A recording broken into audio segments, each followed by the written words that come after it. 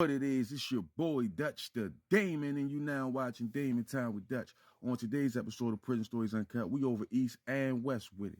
But before I hop off in the storytelling mode, I want to send a big shout out to the brother Anthony, aka Antmo91. This brother sent his hard-earned money in, blessed the channel through Cash App. Appreciate you, brother. Antmo91. And last but not least, we got the brother Amar Jones. This brother been a day one, A1 loyal supporter. Watch all my content, man. Let me know he love what I'm doing with the channel. Appreciate you, brother. Amar Jones. Definitely ain't gonna let you down. Now that we got that out the way, let's get it. Cause back in the day, when they got into it with some niggas from up the hill, and them niggas shot Quante in the mother house up, without even asking, Jarrell went and stepped out that. Smashed the nigga, caught a man one, sat over to jail for a whole year fighting about it. Tell the state's attorney dropped the charges due to lack of evidence. Ain't never rat none of that shit. And when he came home, niggas threw him in the game. But what'd he do? Get the fucking the money up. Buying this girl bags and shoes, cars and shit. He just wasn't moving right. So for the most part, they try their best to distance themselves from him when it come to business. And he didn't outweigh his welcome when it come to handouts. Since he been home, they was hitting him, until that well dried up. I be telling Quante, like, man, I started to go in my pocket, break him off. Quante tell him, like, man, you don't help a man by giving him money. You help him by showing him how to make money. And we done been down that road with him. I be like, say less. While on Charles Street, Jarrell finally makes it to the clinic on wheels. He go in, fill out a few forms, they ask him 1,000 questions. Boom, they take his blood. He makes the little 75. He walks up out of there, feeling lower than dirt, in disbelief that this would have come to. I just sold my fucking blood with tears in his eyes. He power walked all the way to the market to catch it before it closed. He had just made it. He go in and get $75 worth of food. As he exited the grocery store to make matters worse, it starts raining. With no bus fare or cab fare, he had to hike it, carrying them bags in the rain from east all the way to west.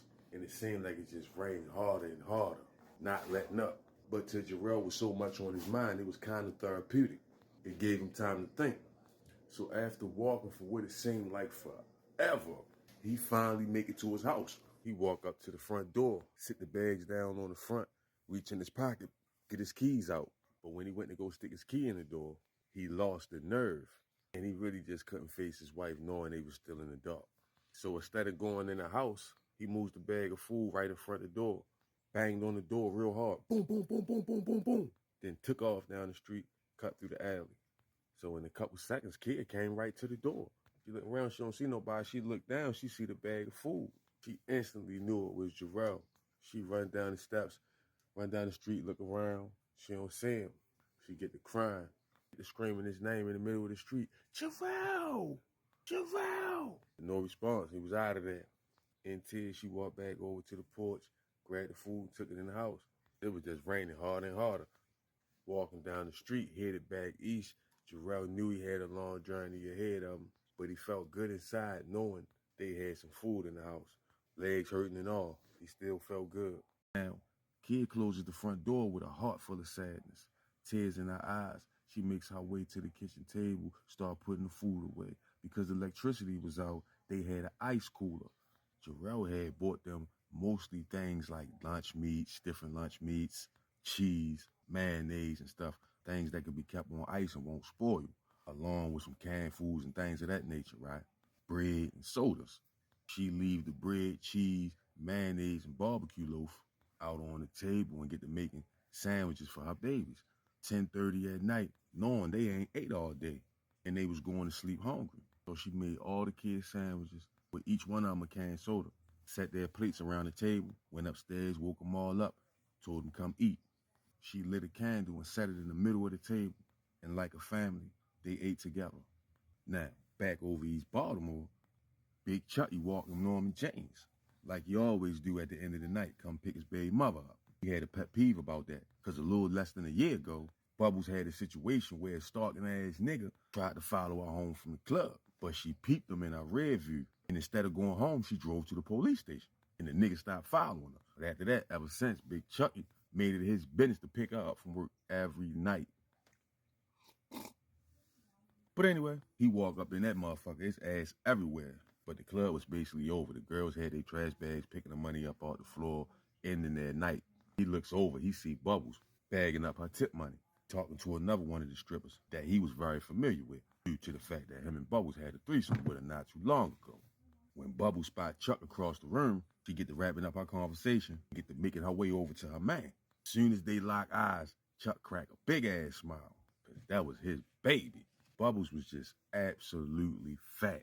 And this was before the BBLs and all that shit. Homegrown. She was literally one of the fattest bitches in Baltimore City. Hands down. She get to jiggling towards him in a lime green one-piece G-string. He give her a hug, slap her straight on her ass. They kiss, then he asks her, like, you ready? She like, yeah, I'm ready, baby. Let me go get my jacket. When she turned around to walk away, enough to make a blind man see, she quickly go in the back, grab her trench coat, throw that on. But she took her heels off because her feet was hurting.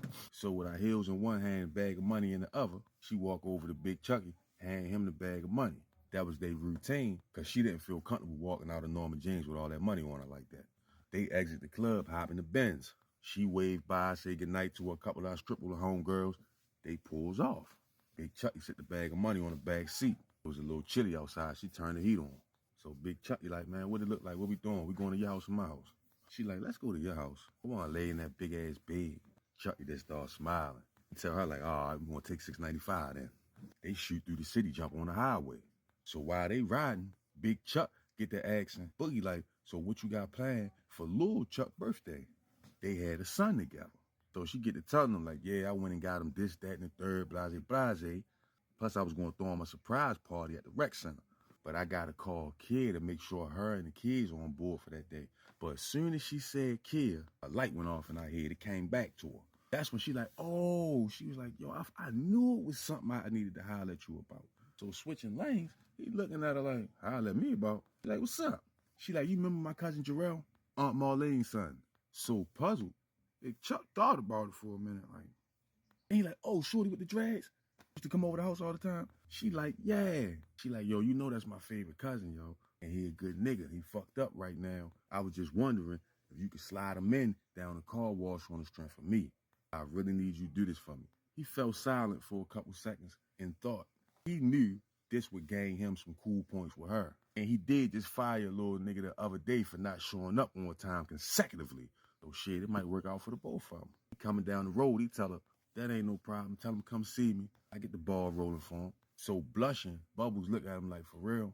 Chucky like, that's my word. She lean up in her seat, give him a kiss on the cheek, and tell him like, I'm gonna kiss something else when we get back to the house. Chuck that's smiling.